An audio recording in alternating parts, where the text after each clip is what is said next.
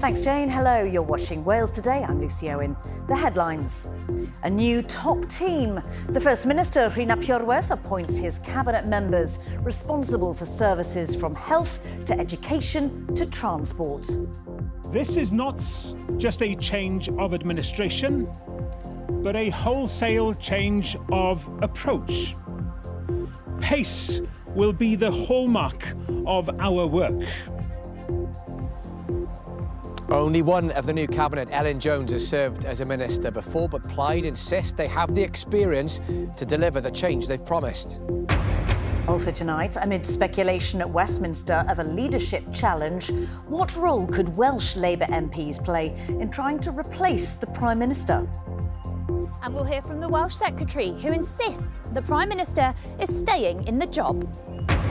And he's already the youngest amputee to have climbed Yr Wyddfa when he was just 4. Now Albi's planning to scale Britain's 3 highest peaks in just 24 hours. I've got 2 friends that are dying to go up. One of them have went up when they were like 6 years old and they were really proud of themselves. And they were sat there looking down to themselves. How does he do it when he was 4?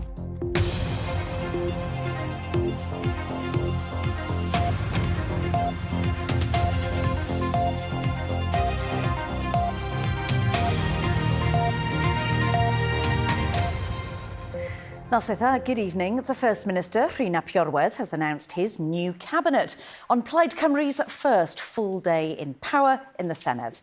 We now know who will be in charge of key areas that affect us all, making decisions on everything from the NHS to education. Some of those appointed were already spokespeople for the party, while others were only elected to the Senedd for the first time last week. Well, our political editor, Gareth Lewis, is at the Welsh Government's headquarters in Cathays Park. Gareth. Yeah, Lucy, another landmark day. We had the election, the results, Rhys Pyorwerth sworn in as First Minister yesterday, and now we've got the team of people that he's going to surround himself with to try to deliver his policies. They arrived on their own, new MS David Tristan by bike, but by the end of the afternoon they all came out as a team. The new faces of Welsh Government, Plaid Cymru's first cabinet. This is not just a change of administration, but a wholesale change of approach. Pace will be the hallmark of our work. Our principles will be our guides as we seek practical solutions to the issues faced by people and communities the length and breadth of our country. These are the names to the faces. Mabon ap Gwynfor keeps the health brief he had in opposition. Elin Jones, the former presiding officer, takes the important role of Finance Minister, responsible for the budget. Newbies David Tristan and Anna Brychan get the Constitution and Education and Welsh Language portfolios respectively. Sioned Williams becomes Deputy First Minister and also has responsibility for childcare, Plaid's flagship manifesto pledge. The First Minister talked about moving at pace. How difficult will that be to do, given the financial constraints and given as well, it's by definition an inexperienced cabinet? Well, I wouldn't say that we're inexperienced. There's a huge amount of experience in that room and in this team and in the broader team in the Senedd also. And as we showed by the publication of our 100 Days Plan, many of us have fed into that plan, which of course came from our manifesto and policy offer. We are going to start work on this immediately. What does the opposition make of what's been announced? If we can find common ground, if there's a consensus across the board, we absolutely will support this government. But equally, we are going to be, keeping an eye on the things that we don't necessarily agree with, and there will be that scrutiny. Labour, beaten last week, said an immense responsibility now rested on different shoulders. The Conservatives say Plaid have a monumental task, but hope they succeed for what they say is the sake of the people of Wales. Earlier in the day, on the morning broadcast round, Plaid confirmed that free social care at the point of use, something the party's manifesto said Plaid would work towards, would not happen in this parliamentary term. Financial constraints are the reason why ultimately we are not able to say that we're pressing ahead with free social care right now. But that doesn't mean to say that we don't believe that having that national health and care system is absolutely crucial, and that we continue to work towards the delivery of that genuinely integrated landscape. Do you think Being ultimately taxes will have to go up to pay for it? Yeah, being honest with people is very, very important. Now, I have said that we will not be increasing income tax. First Minister said this morning that that there would not be free social care at the point of use by the end of this Parliament. The manifesto said that Plaid will be working towards that. Should you have been a little straighter with people during the campaign? No, I don't think so. I think that's always been a long-term policy aim of our party. We, as part of the cooperation agreement, set up that commission to look at how we could deliver that.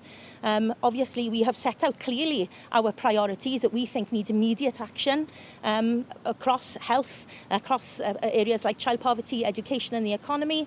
And so they are going to have our direct focus. There'll be a little while until normal business resumes at the Senedd. But Wales now has a new government, a new cabinet, and Welsh politics is poised for that First Minister's questions. Well, Lucy, that's what happens next. It is a bit procedural, actually. The Trefnydd, the minister responsible for government business, Heledd Vychan, will table a motion in the Senedd to elect a cross-party business committee. Now, they decide how debating time in the chamber is spent, so it could be a bit of stop-start over the next couple of weeks. At some point, then, Heledd Vychan will give a statement about how it's all going to play out. I guess for the cabinet, it gives them time to get used to their briefs and find their feet. Interesting, I think, that Tri Napiwreth talked about pace, because Plaid need only look down the M4 at what's happening in London to see what happens when a government isn't adjudged to have delivered quickly and effectively enough the change that it has promised. And talking of change, it's that childcare offer that really stands out. £400 million a year by the end of the Parliament, 1,000 extra workers needed to deliver it, Tri Napiwreth said this morning. Still questions over where those workers will come from, what else might need to be cut in order to pay for the childcare policy. And also, they've made a big fanfare about this 100-day plan published earlier in the spring. That'll come up, that 100 days, towards the end of August. So Plaid have given themselves a milestone to judge themselves by, but also for you at home, they've given a landmark, a milestone to judge them by as well. Our political editor, Gareth Lewis, thank you very much. The former Senedd member, Caroline Jones, is receiving palliative care after contracting sepsis. Writing on Facebook, Ms Jones's husband said their family is trying to come to terms with what has happened. Caroline Jones represented South Wales West in the Senedd for UKIP from 2016 and later the Brexit Party. She stood as an independent in last week's Senedd election. An inquest at Ruthin Coroner's Court has heard how a man was crushed to death when a cab he was delivering rolled off his lorry in Flintshire. Thomas Willis was found pinned beneath the vehicle at a dealership in Ashtammy in August 2022. A jury concluded he died due to a combination of factors which resulted in the unit rolling off the trailer. Now, amid mounting speculation that the Prime Minister will face a challenge to his leadership, Welsh MPs have been reacting to what's been another turbulent week for Sir Keir Starmer. They've been gathering today for the King's speech, marking the state opening of Parliament. Well, we can speak to our Westminster correspondent, Shelley Phelps, who has the latest for us. Shelley. Well, Lucy, it's been quite a surreal atmosphere today. We had the traditional King's speech debate in the Commons, known as the Humble Address. The Prime Minister looking quite relaxed, even making a few light-hearted jokes about his leadership struggles, and sat just a few seats away from him, the Secretary of State for Health in England, Wes Streeting, who, if the rumours are right, is about to challenge him. Here is how the day unfolded. The King arriving in Parliament to deliver a speech on the government's priorities for the year. Not knowing if Keir Starmer will remain in place to deliver them, tackling the cost of living, nationalising British steel and strengthening ties with the EU. Just some of what was announced. My ministers will take decisions that protect the energy, defence and economic security of the United Kingdom for the long term. As speculation mounted, his health secretary might be about to challenge his leadership, the Prime Minister was speaking in the Commons. This King's speech gives us the strength we need, the economic security energy security and national security to control our future in a chaotic world. It is an agenda of radical reform across our major public services, an urgent activist Labour government that tilts power back to workers, renters and the less fortunate. But what do the public make of it all? Do these shoppers on Bangor High Street think it should be time up for Keir Starmer? I don't think he's that great, but I can't see any other option. I don't think he's done the same things he said in his manifesto, and I think he's done a lot of things nobody else would do. And I don't think he's shown any leadership qualities. I think on balance he should go, but whether he should go now or a bit later, I don't know. Back in Westminster, opposition parties took the opportunity to push the issues they want to see at the top of the agenda. We need to see action on the cost of living, and I'd say one thing that was welcome was the government's noise about a closer relationship with Europe, because we haven't had economic growth for a very long time, and building a closer relationship with the European Union is crucial for delivering some economic growth. For me, I don't really think whether they change the leader or not, there'll be any change for the people of Wales. The reality here is it's going to be more welfare, more higher taxes, more intervention into people's lives. It's not going to be the change that people voted for nearly 2 years ago. And to capitalise on the Prime Minister's troubles. It's very disappointing because it is quite chaotic, and the UK, Wales can't really afford more of this chaos, and it does contrast as quite favourably with the situation in Wales, where you do have the First Minister and Rhys Napierweth busy assembling a cabinet to get on with the job of governing. You couldn't be further from the truth here. With the Prime Minister's future looking far from certain, all eyes are on whether a challenger emerges to try and seize the crown. And joining me now to discuss all this is the Welsh Secretary, Joe Stevens. Joe, thanks very much for joining us. Not that great, not shown any leadership qualities. I think he should go. The views we heard just now from voters in Bangor, what do you say to them? Prime Minister's not going anywhere. I understand the frustrations that people expressed last week in their casting their votes in the elections around the country in Wales, Scotland and England. We're going to listen very carefully to what they've said. We know they want to see the change that we promised happen more quickly and harder. And the King's speech today set out exactly what we're going to do over the next 12 months. 35 bills, of which 30 will apply in Wales, and some really exciting stuff in there, talking about energy independence, economic security and national security, so we have a stronger, fairer country. But is the Prime Minister going to be in place long enough to implement any of that? Yes, he is. The Prime Minister is getting on with the job of governing this country. He's made some really key decisions around Britain's role in the world. We have not gone into the war in Iran. We are supporting the people of Ukraine against Putin. These are difficult decisions he's made well, and he has the support of us all in doing that. But is your cabinet colleague Wes Streeting about to try and topple your boss? I've no idea what Wes Streeting is going to do, but the fact is we have a process in the Labour Party for electing a new leader. That process has not been triggered. The Prime Minister has been very clear he is going nowhere. And what I think people want us to be doing is talking about their jobs and their futures, not about our jobs and our future. But is that process going to be triggered? And if it is, what next? I don't know if it's going to be triggered or not. It has not started. This has been circulating for days and days and days. The process has not been started. We don't know whether it will or it won't be, but the fact is the Prime Minister is going nowhere, and I 100% back him. Do you want the Prime Minister to lead your party into the next general election? I want the Prime Minister to carry on doing the job that he's doing, and I think he's doing a good job. He's got the interests of the country at heart. We're getting on with doing the hard job of governing. We've stabilised the economy.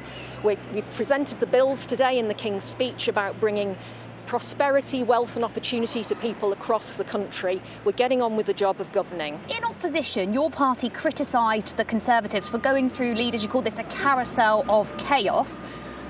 But is this just more of the same? Lots of people are going to be thinking that. We We've got a Prime Minister, he's not going anywhere, there is no process underway, and actually what I would say is, people out there watching all of this, they don't like divided parties, they show that at the ballot box. We've seen what happened under previous Conservative governments with this string of Prime Ministers. It doesn't do the country any good, it doesn't do that party any good. What we are doing is getting on with the job. Plaid Cymru are saying that while it's open warfare for Labour in Westminster, they're busy focusing on putting a team together to govern in Cardiff Bay. What do you say to that? Well, I spoke to the new First Minister at the weekend, congratulated him on Plaid Cymru's win in the election last week. I'm looking forward to working with him and his new cabinet in Wales to deliver for the people of Wales. A final one, Joe Stevens. Will you resign over the election results in the Senedd? One Labour MP, one of your colleagues, told me that they think that you should resign and take some accountability for those results. We are one team. We go into elections fighting as one team, we win as one team, and sadly last week we lost as one team. We all take responsibility for that. We'll listen to the electorate, we'll learn, we'll rebuild, we'll renew, and I hope we'll return to power in the Senedd in 4 years' time. Joe Stevens, thank you very much. That's all we've got time for. Back to you, Lucy. Our Westminster correspondent Shelley Phelps, thank you very much. You're watching Wales Today, still to come before 7. Some of the world's most talented golfers with disabilities are teeing off in Newport this week, competing in a top championship. And it's been a day of sunny spells and some scattered heavy blustery downpours. Temperatures too below average, but there are signs of a warm-up. Join me later to find out when.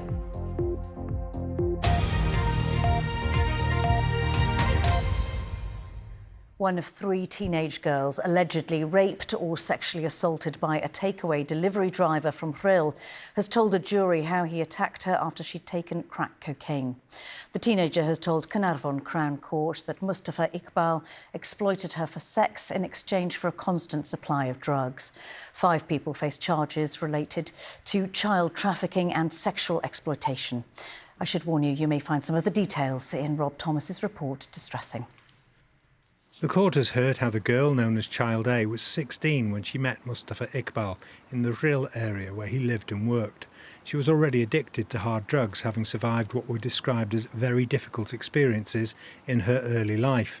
During more than 2 days of evidence given from the witness box and in recorded interviews, Child A detailed how she would have sex with the accused in exchange for a constant supply of drugs. In a video interview shown to the jury, the girl, who is now 19, described how she was sexually assaulted in the bedroom of a house in Prestatyn after being taken there by 43-year-old Mr Iqbal. She told the court she had made it clear to the defendant that she did not want to have sex. She said she had smoked a pipe of crack cocaine when Iqbal began sexually assaulting her on a bed. She said he then grabbed her wrists and put handcuffs on her before raping her. The house where it happened belonged to Sarah Gray, a friend of Mustafa Iqbal, and it's alleged that she allowed him to use the property to have sex with Child A in exchange for drugs. Gray, who's 53, faces 4 charges, including perverting the course of justice and assisting an offender. Under cross-examination, Child A insisted that she had never lied to Mustafa Iqbal about her age, and she denied that there was more to her relationship with the accused than her being sexually exploited in order to get drugs. When it was put to her that there was evidence in text messages that Mustafa Iqbal cared about her, Child A replied, "Why would someone who cared for somebody supply them with crack cocaine?" Mustafa Iqbal faces 21 charges involving the sexual exploitation of 3 girls between 2022 and 2024. The allegations include a charge of raping a 15-year-old girl and the sexual assault of a 14-year-old girl in Rhyl in 2022. 2 other men, Mohammed Usman Arshad, who's 36, and Zula Badshah, 25, have also pleaded not guilty to the rape of a 15-year-old, known as Child B. Another man, 65-year-old Jaswinder Singh, is accused of trafficking Child B and also denies supplying her with cannabis. All 3, like Mustafa Iqbal, are from the Rhyl area. The trial is continuing. And if you've been affected by the issues raised in that story, there are details of organisations offering information and support on the BBC Action Line website. Some rugby news now, and Wales and Scarlets forward Jake Ball has announced his retirement from the sport. The 34-year-old, who played 50 times for Wales, says it feels like the right time to hang up the boots, citing injury concerns and future business commitments. Well, while Rory McIlroy and Scottie Scheffler will be teeing up at the PGA Championship in Pennsylvania tomorrow, another group of golfers have descended on Newport for the week.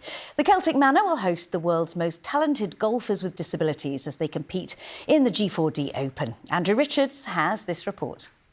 Richie Willis lives just a mile away from the Celtic Manor and has played the Roman Road course around 3,000 times. Tomorrow, he has the honour of taking the first tee shot at the G4D Open. I got my grandsons are coming. My daughter's told the school that the kids are going to be late for school. And all the guys, they're all playing in the 2010 today. They're all going to be up here. In December 1999, his lorry overturned on the Old Severn Bridge. The accident led to him losing his right leg, though he very nearly lost his life. Well, they came to me after and said, we give you 10%. And he said, obviously you wanted to live, and that's why you're still here. Golf is meant everything to me, to be honest. It means that I was able to compete against other people, and it's great for my well-being as well. Richie is one of 80 golfers from 25 countries who will compete this week in the pinnacle of disability golf events.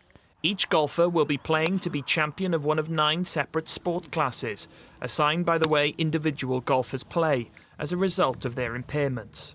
Welsh Government and Sport Wales have also created an accessibility fund, with £500,000 available to help improve facilities at clubs across Wales. We want golf to be truly reflective of society, so whether it's your sex, your gender, your ethnicity, whether you're able-bodied or disabled, we want people to think golf is a game for them. Dylan Baines from the Rumney Valley was told he would never walk again after an accident aged 22. Now he plays with a single-figure handicap, thanks to a strap that helps him grip the club. Though he does admit his preparation for this week could have been better. As you said, I was on the reserve list, quite low down. So I was on stag do in Nashville last week for 6 days. Come home the next morning and had the email to say I'd got in. So yeah, been on the range and playing every day since. The Celtic Manor has hosted major golf events before, including the 2010 Ryder Cup. And with the G4D Open set to return for the next 3 years, and the Senior Open coming back to Porthcawl in 2027, big golf events are here to stay in Wales. Andrew Richards, BBC Wales Today, at the Celtic Manor. Now, a 9-year-old boy from Flintshire who became the youngest amputee to climb a Roethfa at just 4 years of age is in training for his next record-breaking challenge. Albie Junior Thomas from Holywell was 15 months old when his foot was removed after he was born without one of the bones in his left leg. He's now preparing for the Three Peaks Challenge, aiming to become the youngest amputee to scale the 3 highest mountains in Scotland, England and Wales in less than 24 hours. Sarah Easdale has been to meet him. Having a prosthetic leg has never held Albie Junior back. He's been striding around with confidence since the age of 2. At just 4, he conquered a Roethfa, becoming the youngest amputee to do so. So now, supported by his dad, he's looking for his next adventure. We've done all the 3 peaks individually, and on the 18th of August we are going to be doing all of them in 24 hours. You have to go one better, don't you?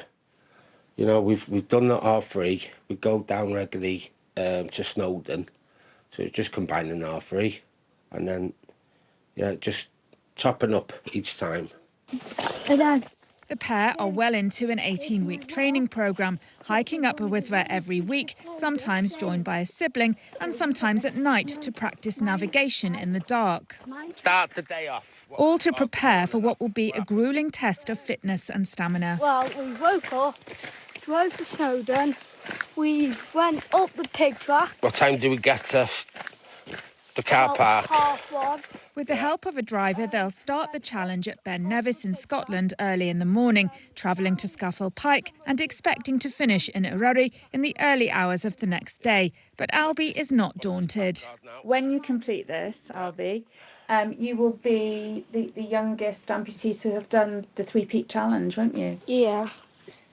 So what's that going to be like, do you think? I'm going to be... it's going to be quite unusual, because not everyone this age succeeds that much. I've got two friends that are dying to go up. One of them have went up when they were like 6 years old, and they were really proud of themselves. And they were sat there looking down to themselves. How does he do it when he was 4? It's not just his friends he inspires. Out on the mountain, other hikers are boosted by seeing Albie scaling the heights. Well done, my man. As well as hiking, Albie Jr. is getting into athletics and has ambitions to be in the Paralympics one day. Meanwhile, Daniel hopes to get Albie's new baby brother, Roman Lee, to the top of Yr Wyddfa just as soon as he is able. Wow, what a challenge. I'm sure you're going to smash it, Albie. Best of luck. Let's find out how the weather's looking now. Sabrina, it's been quite nippy at times today. Hi, Lucy. Yes, temperatures still below average at the moment. Some inland locations struggled to get into double digits today. Still the chance for a touch of frost too. So, of course, not for everybody, but there will be a chance tomorrow night and Friday night.